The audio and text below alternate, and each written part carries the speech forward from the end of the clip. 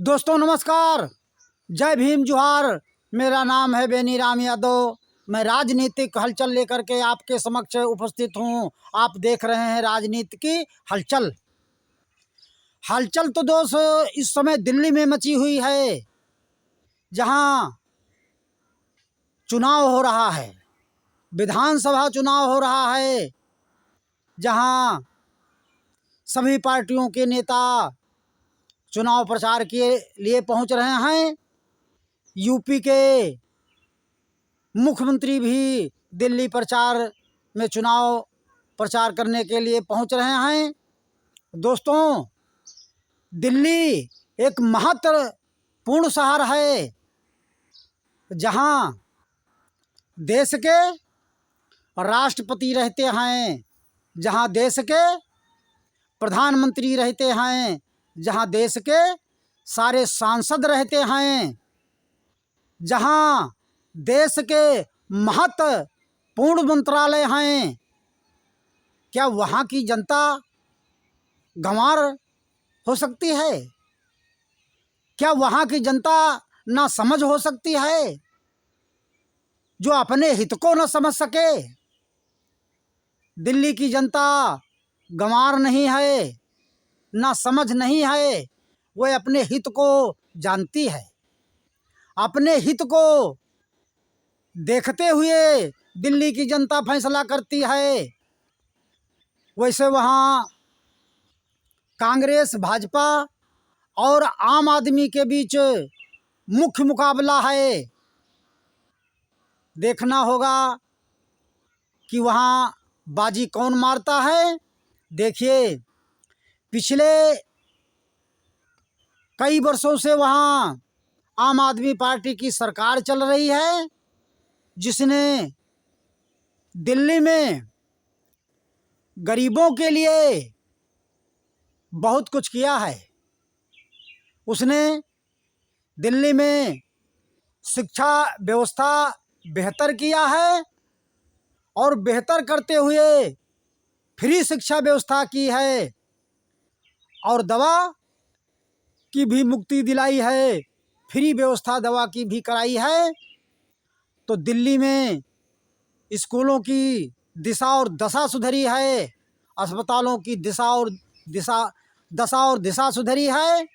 वहीं बिजली और पानी को फ्री देते हुए उसकी दशा और दिशा भी आम आदमी सरकार सुधारा है, और महत्वपूर्ण कामों पर उसने कार्य किया है।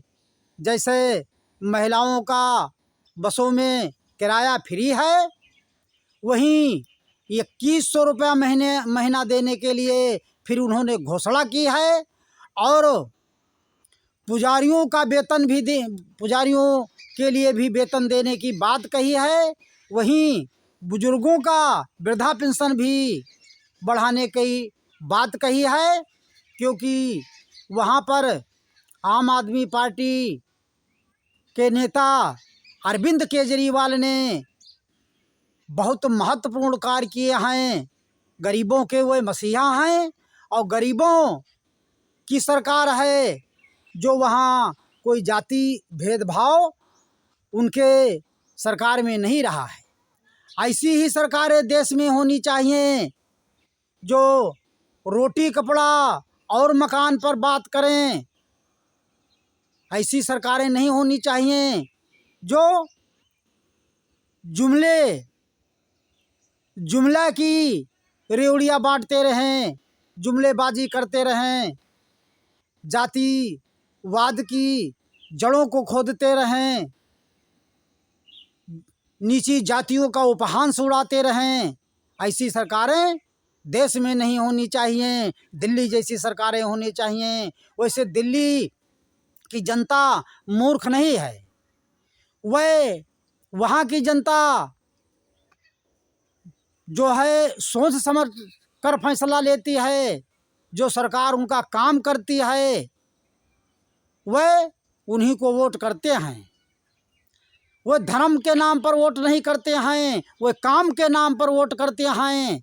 और वह बहुत होशियार लोग हैं कि दिल्ली पूरे देश की राजधानी है, वहाँ जो बसे हुए लोग हैं वे मूर्ख नहीं हैं, वो जुमलेबाजी में नहीं आते हैं। जो उनका काम करता है वे वोट उसी को करते हैं। इस बार भी दिल्ली में तमाम ऐसे गालीबाज प्रत्याशी भी लड़ रहे हैं, जैसे रमेश बिधूड़ी जैसे, साहेब सिंह वर्मा जैसे लोग।